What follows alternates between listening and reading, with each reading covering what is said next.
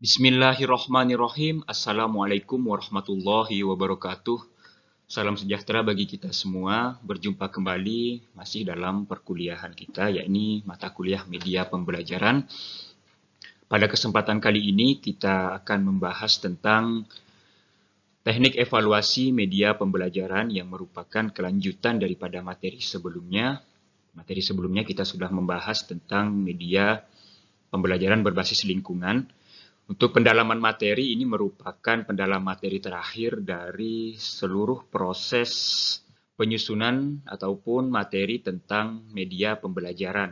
Nah, setelah ini mungkin mahasiswa akan coba mempraktekkan apa yang kita dapat dari pertemuan ataupun video pertama hingga saat ini.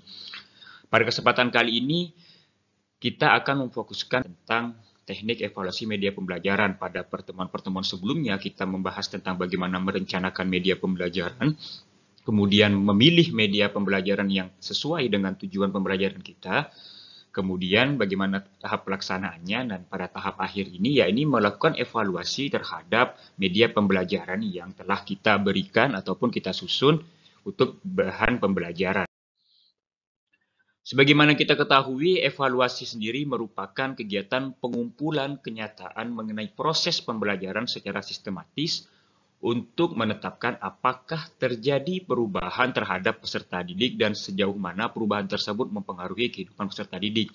Secara umum, evaluasi pembelajaran adalah memberikan perubahan untuk mengukur sejauh mana efektivitas daripada proses pelaksanaan pembelajaran yang kita lakukan. Termasuk di dalamnya adalah penggunaan media pembelajaran. Evaluasi media pembelajaran itu sendiri untuk mengecek sejauh mana media pembelajaran ini mampu memberikan manfaat terhadap pembelajaran, khususnya apakah sudah mampu memenuhi harapan daripada tujuan pembelajaran yang sudah kita susun. Maka kemudian evaluasi media ini sangat penting. Kita akan melihat nanti kriteria atau komponen apa saja yang kemudian menjadi wilayah yang menjadi fokus untuk dilakukan evaluasi. Sehingga media yang akan kita gunakan ini benar-benar mampu memberikan manfaat dan mampu mencapai tujuan daripada kompetensi yang ingin diharapkan. Kriteria penilaian, kita masuk pada kriteria penilaian. Apa saja? Misalnya kita ingin menggunakan beberapa kriteria. Kriterianya itu yang menjadi wilayah daripada ataupun fokus daripada penilaian dalam media pembelajaran ini, kita akan menilai dari sisi medianya. Media itu terbagi setidaknya secara umum ada membagi jadi 3. Yang pertama adalah audio. Artinya ini audio merupakan komponen daripada media juga yang harus diperhatikan. Kemudian juga video. Video ini banyak sekali jenis-jenis video yang akan kita manfaatkan untuk pembelajaran. Nantinya, kemudian nanti ingin melihat sejauh mana efektivitas daripada video tersebut. Yang terakhir adalah multimedia. Multimedia ini sendiri adalah bagian daripada komponen-komponen yang terdiri dari audio, video, grafis. Nah, kalau grafis ini sebagaimana pertemuan yang sebelumnya sudah kita bahas, dia bentuknya diagram, bentuknya bagan, dan lain sebagainya, termasuk foto dan lain sebagainya. Ketika kita menampilkan media dalam bentuk multimedia, apakah itu di dalamnya ada komponen audio dan video, maupun gambar-gambar, foto-foto, sketsa, dan lain sebagainya, ini menjadi juga hal yang harus dilakukan evaluasi agar apa yang kita tampilkan, apa yang kita gunakan untuk menyampaikan materi itu benar-benar berjalan dengan baik.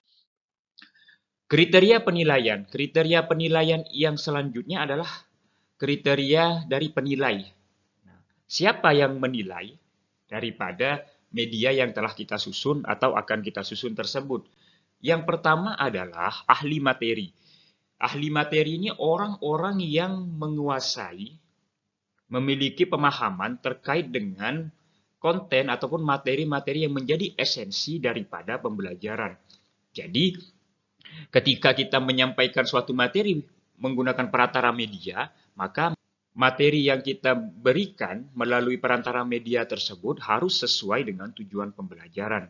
Penilainya adalah ahli materi. Kemudian ahli desain pembelajaran merupakan orang-orang yang memiliki kemampuan dalam mendesain pembelajaran, terutama misalnya ahli dalam bidang kurikulum.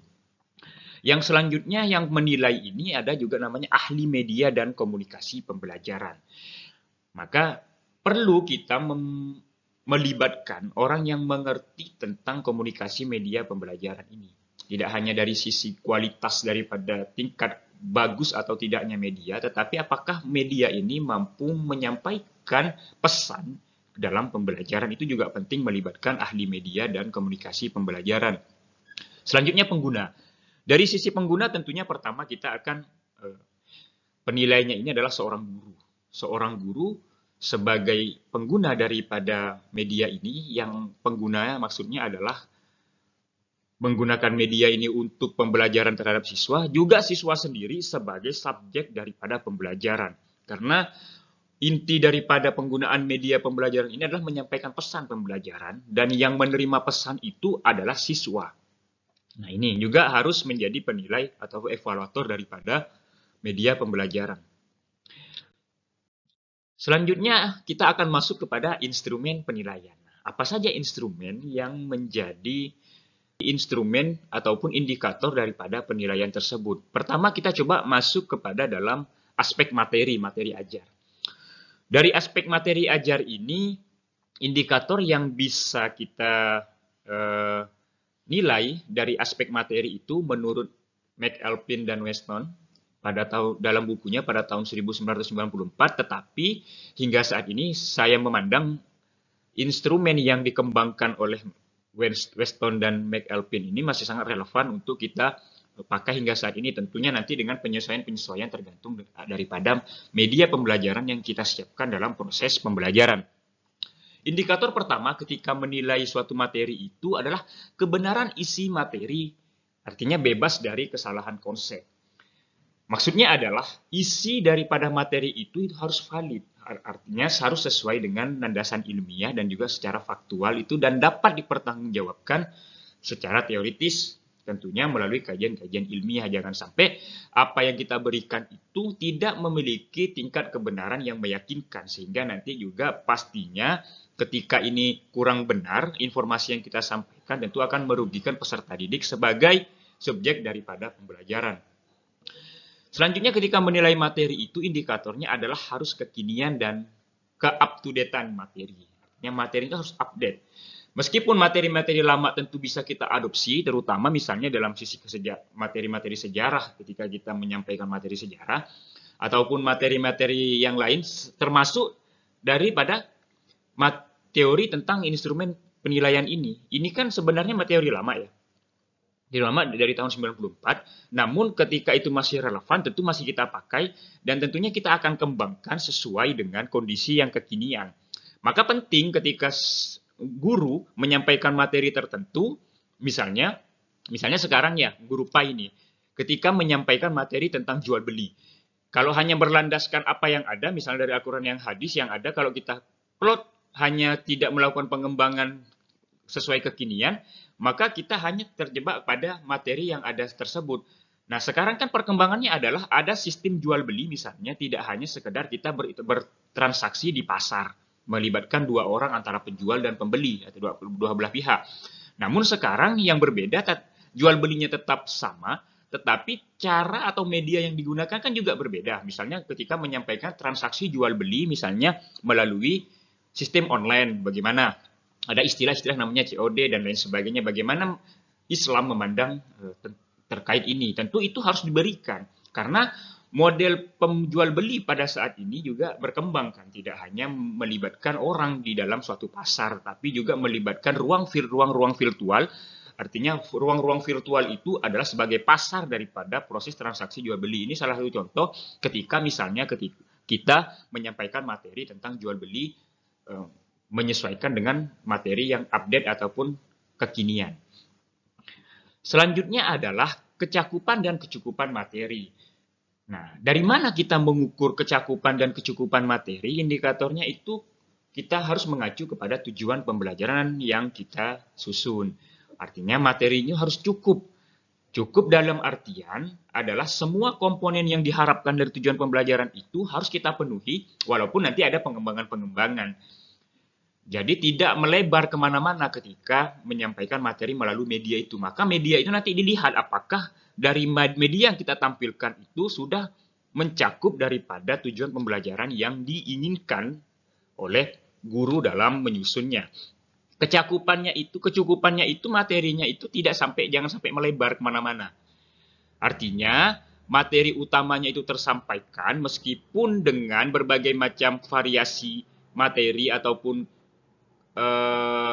variasi-variasi update-update terbaru, tetapi dia harus mencukupi daripada tujuan pembelajaran yang diberikan. Jadi media itu jangan sampai kemana-mana ketika membahas. Jadi ketika kita mengadopsi materi ajar dari manapun sumbernya, itu harus juga tetap memperhatikan kecukupan ini.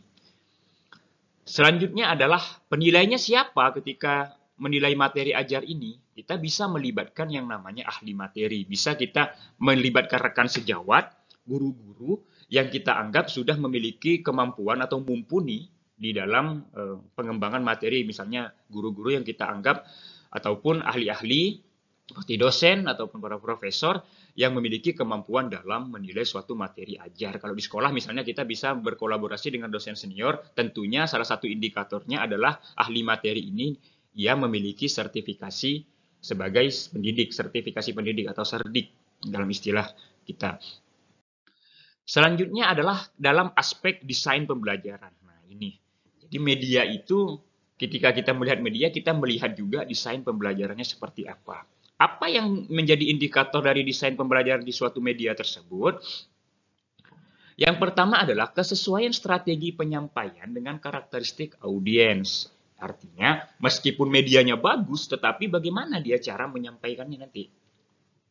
Apakah ketika menyampaikan itu, jangan sampai itu melewati ataupun tidak sesuai dengan audiens atau siswa yang ingin kita sampaikan. Bagaimana menyampaikan dengan anak yang masih dalam tingkat pendidikan PAUD misalnya, atau dalam tingkat pendidikan SD, SMP, dan SMA, tentu ini memiliki cara tersendiri. Sebagus apapun media, maka penting juga untuk mengamati ataupun mempertimbangkan strategi penyampaian terhadap audiens ini agar media yang kita manfaatkan dan dimaksudkan untuk menjadi perantara pembelajaran, perantara penyampaian materi ini benar-benar dapat diterima oleh audiens ataupun siswa tersebut.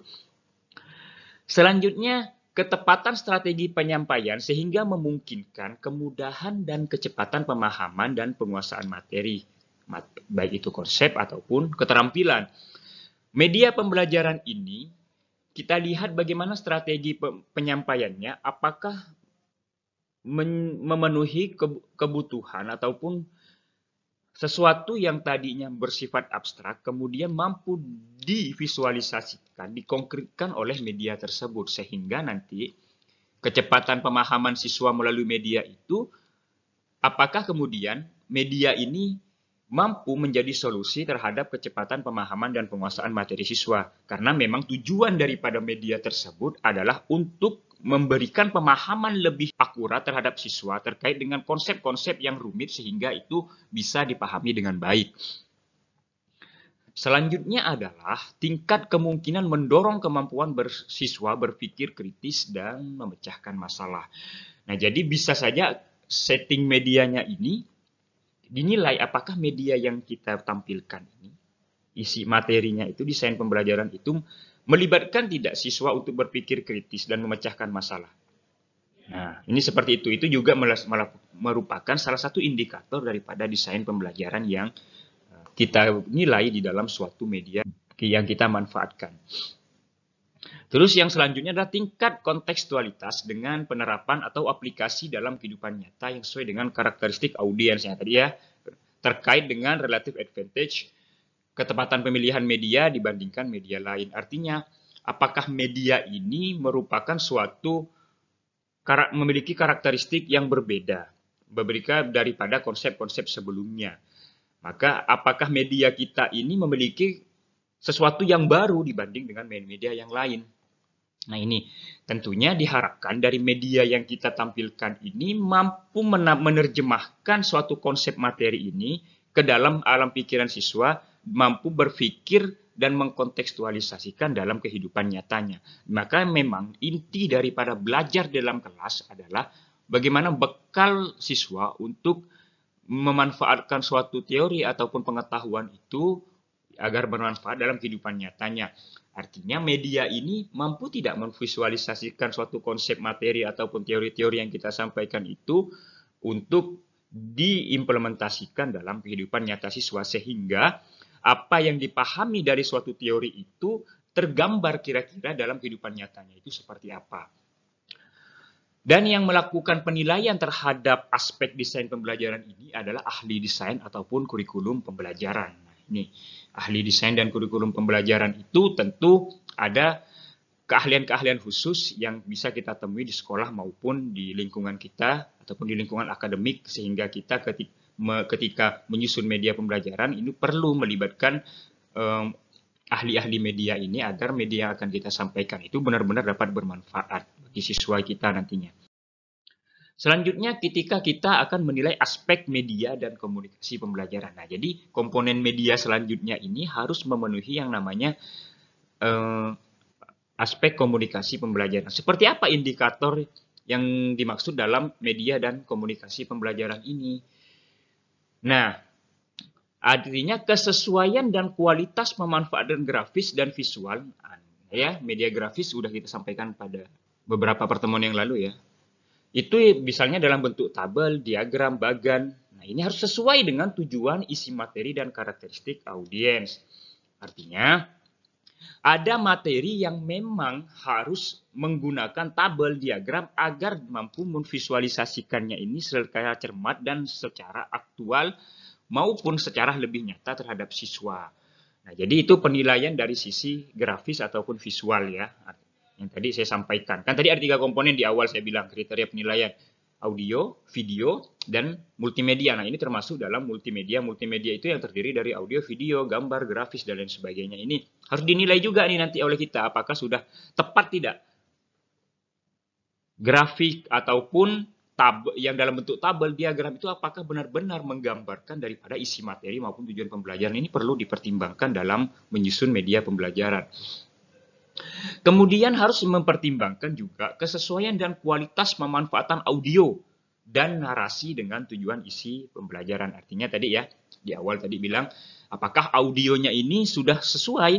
Misalnya ketika dalam pembelajaran bahasa Arab ataupun dalam pelajaran PAI, khususnya dalam materi Al-Quran Hadis, khusus pada materi tajwid misalnya, ataupun ketika pembelajaran bahasa Arab tentang bagaimana maharatil qiraah, membaca, ya kan, kemampuan membaca.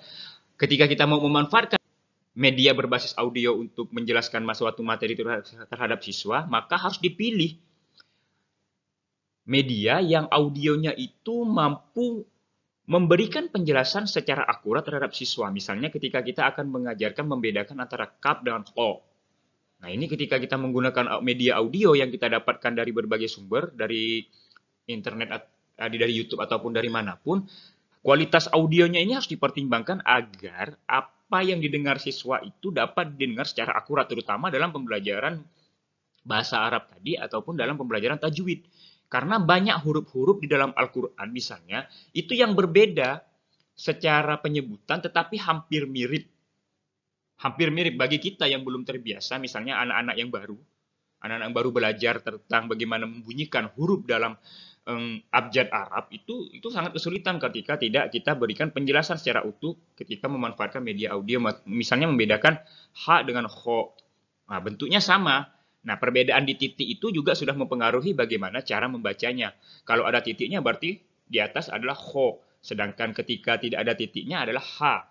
Nah, ini kan harus dijelaskan dan harus dapat didengar dengan baik oleh siswa, contoh yang benar kalau ketika kita memanfaatkan audio. Itu salah satu contoh saja. Jadi setelah ini, pertemuan selanjutnya, mahasiswa bisa mempraktekannya membuat media yang berdasarkan apa yang saya sampaikan pada kesempatan kali ini. Selanjutnya adalah kesesuaian dan kualitas pemanfaatan video dengan tujuan, isi materi, dan karakteristik siswa. Nah, artinya pemanfaatan video itu ketika kita mau menyampaikan materi, jangan kita asal ambil saja video yang ada. Misalnya kita ambil di YouTube ataupun dari sumber-sumber manapun. Tetapi juga harus dianalisis. Apakah video ini sudah mampu menggambarkan, mampu menjadi solusi daripada tujuan pembelajaran dan isi materi yang sudah kita rencanakan.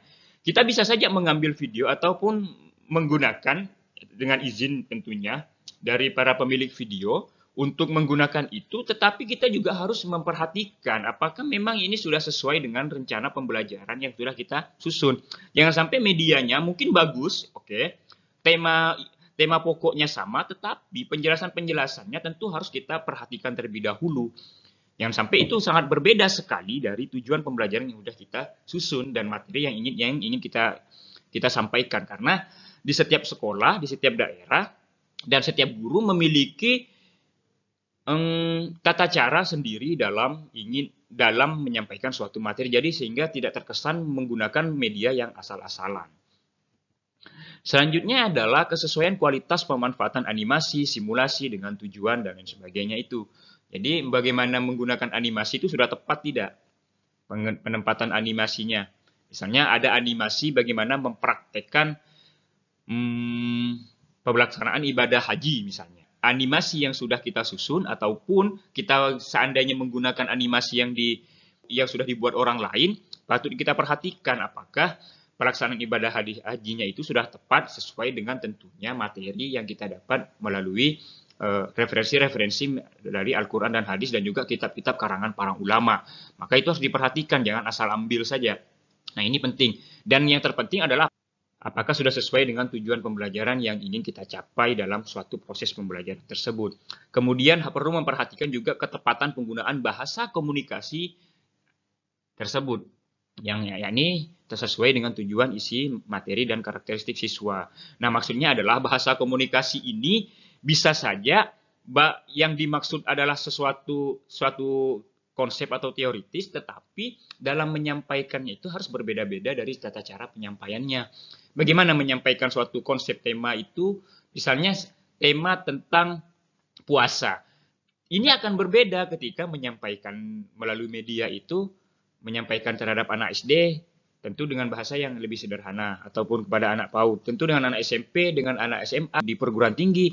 Nah, tentu ini harus berbeda. Jangan sampai bahasa yang akan kita gunakan dalam tanda kutip adalah lebih tinggi untuk yang seharusnya kita sampaikan kepada anak kuliahan, tiba-tiba itu juga yang kita pakai penggunaannya di dalam media itu kita gunakan untuk anak-anak di SD. Nah ini kan nanti tidak tepat, walaupun esensinya itu mungkin sama, tetapi karena beda cara penyampaiannya, dengan penyampaian yang kurang tepat, sehingga makna dari kontekstualisasi daripada konsep itu tidak nyampe ketika kita salah menyampaikannya. Ini penting bahasa komunikasinya.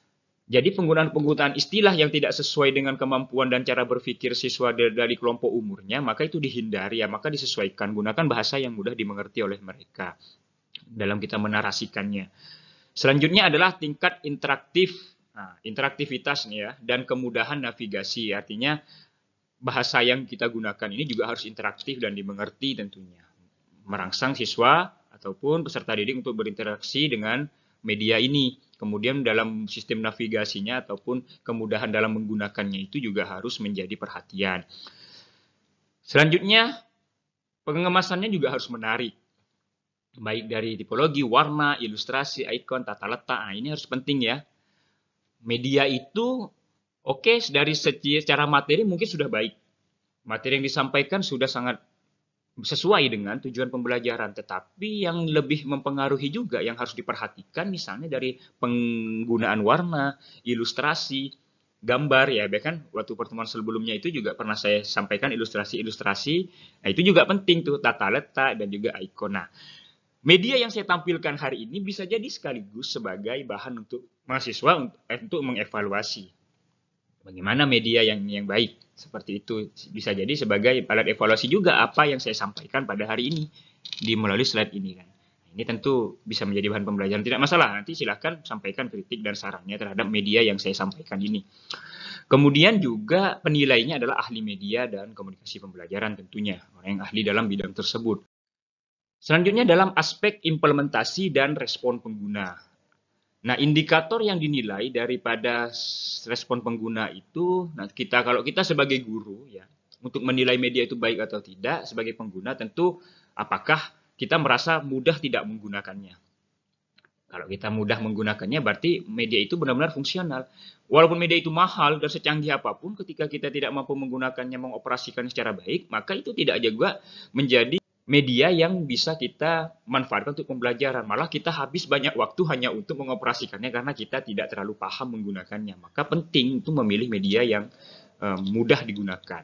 Kemudian tingkat kemungkinan minat dan motivasi siswa ketika digunakan dalam pembelajaran individu maupun di dalam kelas.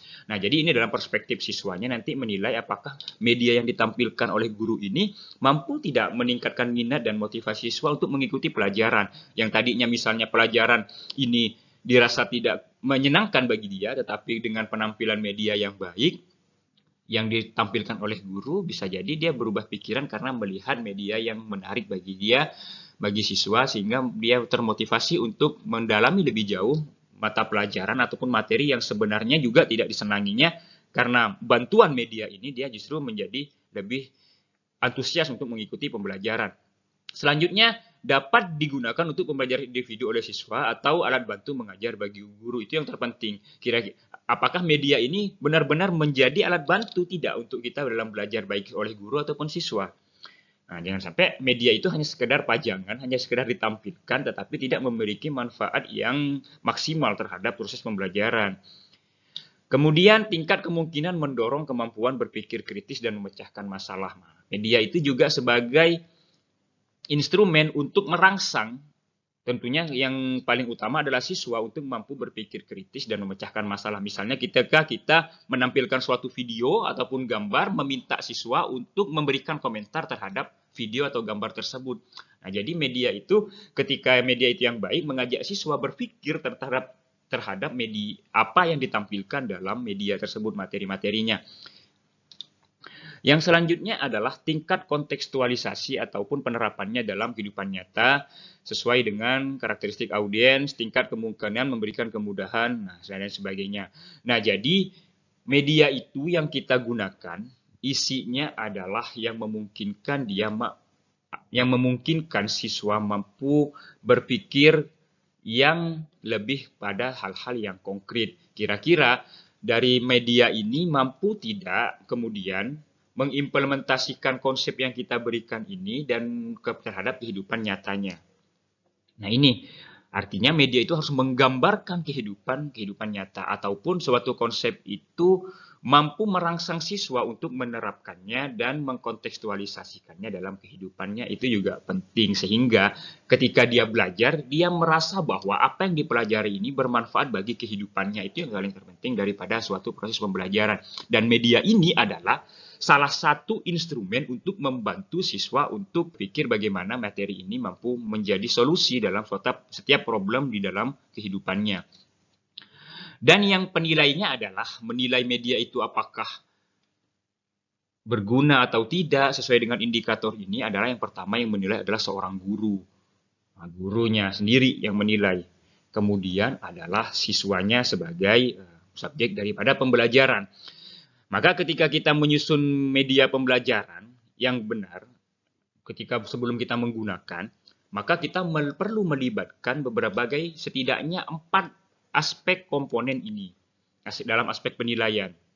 Ya, dari sisi ahli materi, ahli desain pembelajaran, ahli media dan komunikasi pembelajaran, dan juga dari sisi pengguna itu juga perlu mintai pendapat terkait dengan media yang ingin disampaikan. Sehingga ketika kita menyusun dan kemudian kita menggunakannya di kelas, sampailah kepada hasil daripada proses pembelajaran setelah menggunakan media ini, apakah sudah bermanfaat dengan baik ataupun layak untuk dijadikan sebagai media ataupun bahan maupun alat di dalam pembelajaran. Nah, ini perlu kita perhatikan ketika menyusun media.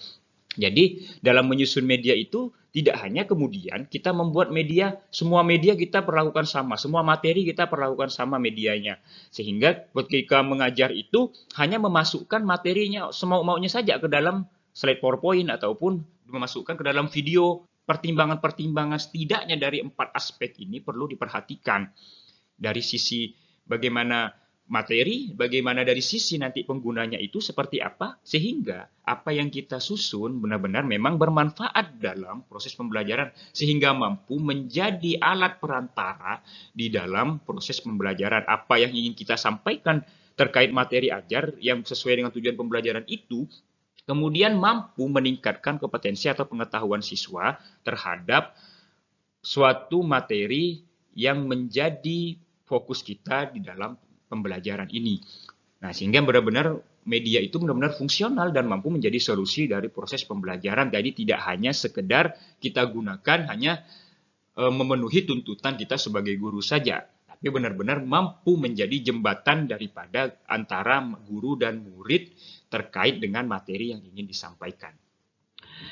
Baiklah mahasiswa sekalian dan penonton daripada video ini, saya berharap kritik dan saran dari para pemirsa sekalian tentunya masih banyak kekurangan daripada apa yang saya sampaikan, termasuk apa yang saya sampaikan tentang evaluasi media. Bisa jadi apa yang saya tampilkan pada hari ini, yang pada video kali ini juga masih banyak kekurangan-kekurangan yang mungkin tidak sesuai dengan apa yang saya sampaikan terkait dengan konsep-konsep dalam evaluasi media pembelajaran ini. Maka saya berharap masukan-masukan dari semua pihak terkait dengan hal tersebut. Semoga bermanfaat bagi kita semua. Mohon maaf apabila ada salah kata selama penyampaian video ini berlangsung. Saya akhiri, wallahul muwaffiq ila aqwamit thoriq. Wassalamualaikum warahmatullahi wabarakatuh.